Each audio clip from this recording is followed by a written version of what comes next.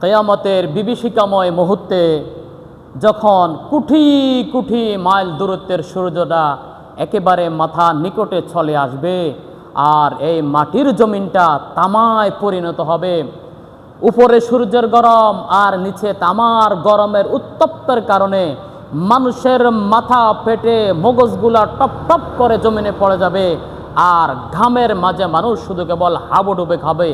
অন্যদিকে পেয়ারা হাবিব মুহাম্মদ আরবি সাল্লাল্লাহু আলাইহি ওয়াসাল্লাম আল্লাহর কদমে সেজদায় পড়ে ইয়া উম্মতি বলে শুধু কেবল কান্নাকাটি করবে।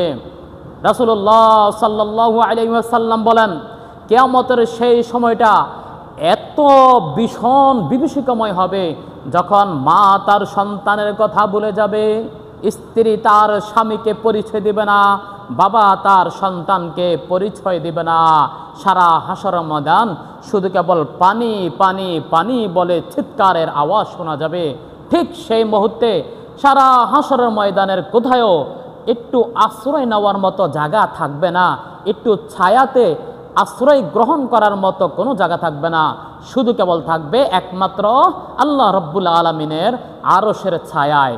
ওই আরশের ছায়ার নিচে 7 শ্রেণীর তথা 7টা গুণে গুণান্বিত মানুষদেরকে আল্লাহ রব্বুল আলামিন ছায়া দান করবেন। হাদিসে রাসূলুল্লাহ সাল্লাল্লাহু আলাইহি ওয়াসাল্লামের ভাষায় এসেছে, আমি আপনাদেরকে শুনিয়ে দিচ্ছি। عن أبي هريرة رضي الله تعالى عنه قال قال رسول الله صلى الله عليه وسلم 7 يظلهم الله في ظله يوم لا ظل إلا ظله الإمام عادل وشاب نشأ في عبادة الله ورجل قلبه معلق في المساجد ورجلان تحابا في الله اجتمعا عليه وتفرقا عليه ورجل دعته امرأة ذات حسب وجمال فقال إني أخاف الله ورجل تصدق بصدقة فأخفاها حتى لا تعلم شماله ما تنفق يمينه ورجل ذكر الله خاليا ففاضت عينا أو كما قال النبي عليه الصلاة والسلام। প্রখ্যাত মুহাদ্দিস হযরত আবু হুরায়রা রাদিয়াল্লাহু তাআলা আনহু বলেন, রাসূলুল্লাহ সাল্লাল্লাহু আলাইহি ওয়াসাল্লাম বলেছেন, কিয়ামতের বিভীষিকাময় মুহূর্তে যখন কোনো ছায়া থাকবে না, একমাত্র আল্লাহ রাব্বুল আলামিনের আরশের ছায়ায় থাকবে, তখন আল্লাহ রাব্বুল আলামিন তার আরশের ছায়াতে 7 শ্রেণীর লোকদেরকে 7টা গুণে গুণান্বিত লোকদেরকে আশ্রয় প্রদান করবেন। 1 নম্বর আল ইমাম আদিল, ন্যায়পরায়ণ বাদশাহ, যে বাদশাহের চেয়ার পাওয়ার পরে ধনী গরিব ছোট বড় পর আপন কারণ দ্বিধা না করিয়া সকলের হক আদায় করে। হযরতে ওমর ফারুক রাদিয়াল্লাহু তাআলা আনহুর মতো প্রজাদের অবস্থা পর্যবেক্ষণ করে। 2 নম্বর শাবুন নাশআ ফি ইবাদাতিল্লাহ, ওই যুবক যে তার যৌবনকালকে আল্লাহ রাব্বুল আলামিনের ইবাদতে কাটিয়ে দিয়েছে, খেল তামাশা নয়, হাসি ঠাট্টা নয়, টিকটুকে নয়।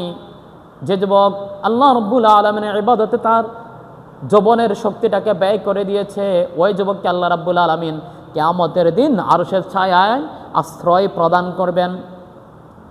3 নম্বর হচ্ছে ওয়ারাজুলানি তাহাব্বা ফিল্লাহি ইজতামা আলাইহি ওয়া তাফাররাকা আলাইহি, ওই 2 বন্ধু যে আল্লাহ রাব্বুল আলামিনের জন্য তারা দুজন একত্রিত হয় এবং আল্লাহর জন্য তারা দুজন পৃথক হয়ে যায়। ওয়ারাজুলুন মুআল্লাকুন ওয়ারাজুলুন কলবুহু মুআল্লাকুন ফিল মাসাজিদ। আর 4 নম্বর হইল ওই মানুষটা যে মানুষটার অন্তর মসজিদের সাথে লেগে থাকে, 1 ওয়াক্ত নামাজ মসজিদে এসে জামাতের সহিত আদায় করেছে, মসজিদ থেকে রিজিকের খেয়ালে দুনিয়াতে আবার বিচরণ করতেছে, কিন্তু তার ভিতরে ছটফট করতেছে কখন মসজিদের মিনার থেকে মুয়াজ্জিনের সুরে হাইয়া আলাস সালাহ হাইয়া আলাল ফালার ধ্বনি আসবে, তখন আমি আবার মসজিদে গিয়ে জামাতের সহিত নামাজ আদায় করব। এমন চিন্তা দ্বারা অর্জনকারী মানুষকে আল্লাহ রাব্বুল আলামিন কিয়ামতের দিন আরশের নিচে ছায়া দান করবেন। 5 নম্বর, ওয়ারাজুলুন দাআতহু ইমরাতু যাতু হাসাবিন ওয়া জামালিন ফাকালা ইন্নী আখাফুল্লাহ। ওই মানুষটা যাকে সুন্দরী নারী জিনাতে লিপ্ত হওয়ার জন্য আহ্বান করে, কিন্তু সে বলে ইন্নী আখাফুল্লাহ, না না না, আমি তোমার সাথে এই কুকর্মে জড়িত হতে পারবো না, আমি আল্লাহকে ভয় করি, আমি আল্লাহকে ভয় করি। পেয়ারা হাবিব বলেন, এমন যুবককে, এমন মানুষটাকে কিয়ামতের দিন আল্লাহ রাব্বুল আলামিন আরশের নিচে ছায়া দান করবেন।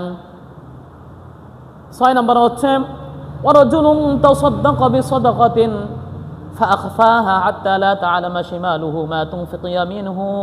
ওই মানুষটা, যে মানুষ আল্লাহর সন্তুষ্টির জন্য গোপনে দান করে, সে ডান হাতে কি দান করলো বাম হাতটা জানে না, তথা মানুষকে দেখানোর উদ্দেশ্যে দান করে না। ওয়ারাজুলুন যাকারাল্লাহু খালিয়ান ফাফাদাত আইনা। 7 নম্বরে হচ্ছে ওই মানুষটা, যে মানুষটা নির্জনে একা একা আল্লাহ রাব্বুল আলামিনের জিকির করে আর অজরে কান্নাকাটি করে। পেয়ারা হাবিব বলেন, এই 7 গুণ যাদের মাঝে পাওয়া যাবে তাদেরকে আল্লাহ রাব্বুল আলামিন কিয়ামতের বিভীষিকাময় মুহূর্তে আরশের নিচে ছায়া দান করবেন। সুবহানাল্লাহ।